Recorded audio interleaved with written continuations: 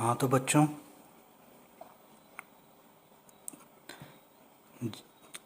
एक पहला पार्ट आपका हो गया था। आज ये दूसरा पार्ट मैंने इसका एक वीडियो भेजा है, तो इसको थोड़ा देख लेते हैं। इसमें क्या है,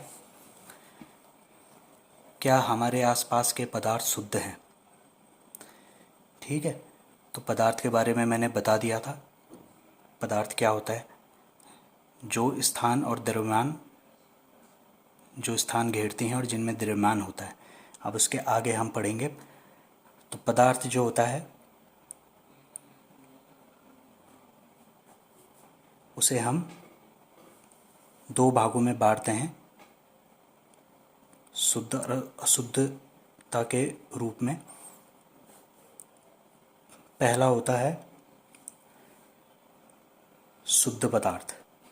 ठीक है, एक होते हैं शुद्ध पदार्थ और दूसरे होते हैं अशुद्ध पदार्थ। ठीक है, अशुद्ध पदार्थ वे होते हैं जो शुद्ध पदार्थों से मिलके बनते हैं। शुद्ध पदार्थों से मिलके ही अशुद्ध पदार्थ बनते हैं, इसलिए इन्हें कहा जाता है मिश्रण। आ गया समझ में? इन्हें कहा जाता है मिश्रण। तो शुद्ध पदार्थ जो होते हैं वो दो तरह के होते हैं। पहला इसमें होता है तत्व और दूसरा होता है इसमें यौगिक। ठीक है, अब जो अशुद्ध पदार्थ होते हैं यानी कि जो मिश्रण होते हैं दो तरह के। एक होता है समांगी, दूसरा होता है विषमांगी। ठीक है, तो समांगी जो मिश्रण होता है उसमें एक आता है विलयन। विलयन क्या है? समांगी मिश्रण है। और विषमांगी जो होते हैं इसमें दो आ जाते हैं। एक तो होता है निलंबन और दूसरा कोलाइड या कोलाइडी सॉल्यूशन। ठीक है, तो विलयन क्या होता है? विलयन में जैसे कोई सॉल्वेंट होता है। ठीक है, जैसे कि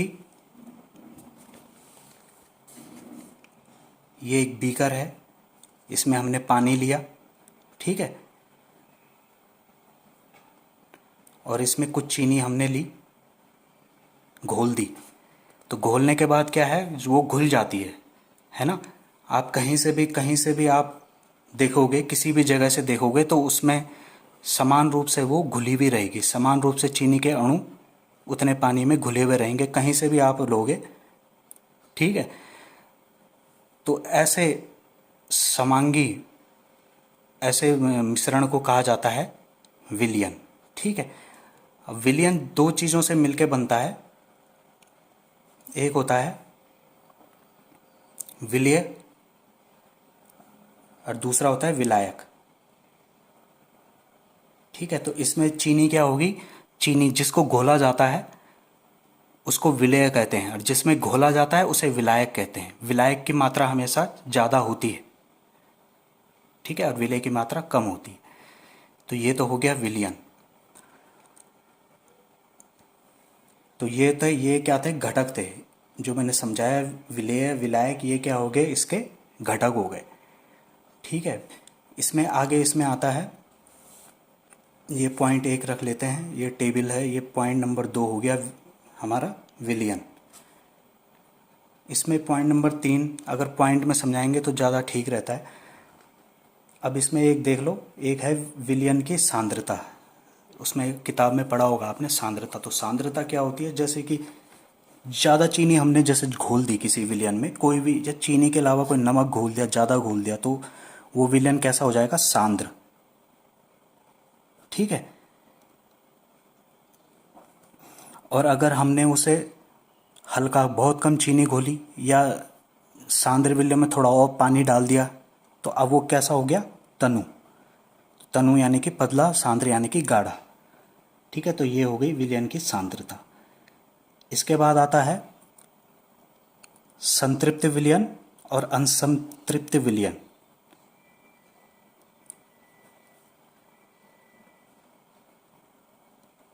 तो ये क्या होता है?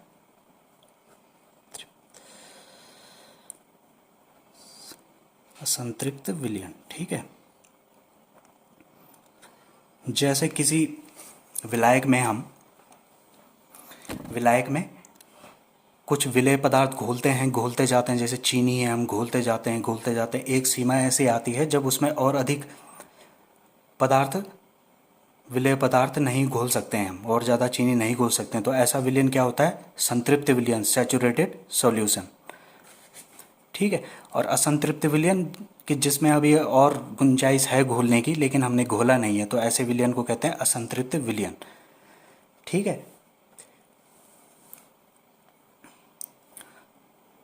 अब इसमें एक चीज और है, संतृप्तता पर ताप का प्रभाव।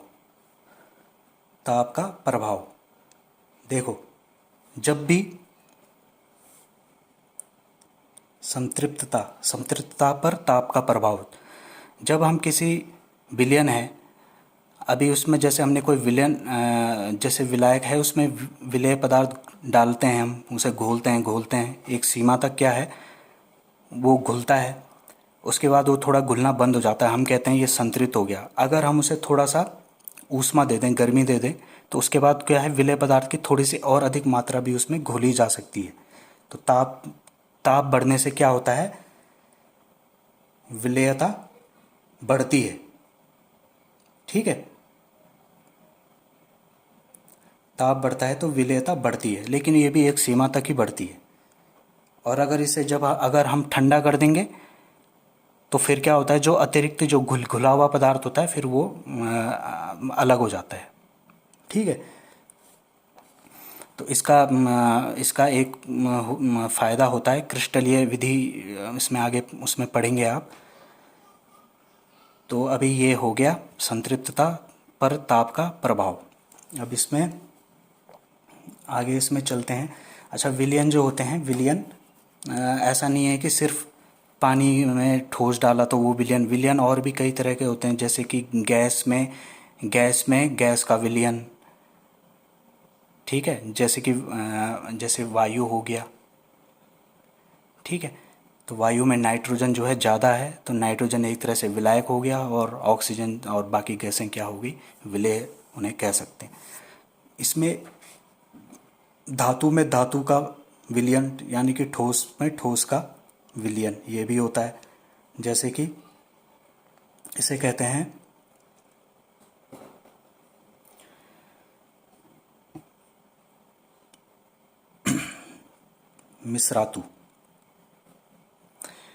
मिश्रातु या मिश्र धातु।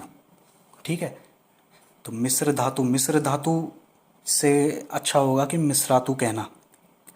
मिश्रातु मतलब मिश्र तत्व। ठीक है, मिश्र धातु का मतलब है, जैसे कि उदाहरण के लिए हम ले लेते हैं, जैसे पीतल है। ठीक है, तो पीतल क्या होता है, तांबा और जिंक का,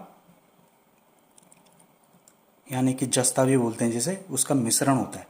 दोनों को पिघला दिया जाता है, पिघला के उनको मिला दिया जाता है, ठंडा होने के बाद दोनों आपस में मिल जाते हैं।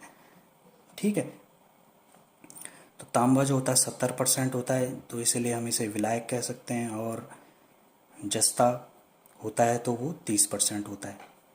ठीक है, तो ये हो गया मिश्रातु। ठीक है, मिश्र धातु इसे बोल सकते हैं। अब मिश्रातु में जैसे कि एक इस्पात हो गया, तो इस्पात में क्या है, लोहा होता है 99% जो होता है, और 0.01 ऐसे % कुछ जो होता है वो कार्बन होता है। तो कार्बन तो धातु नहीं है, तो तत्व है, अधातु है। ठीक है, तो ऐसे इसे लिख लो। तो इन दोनों को मिला के क्या बनता है, इस्पात बनता है।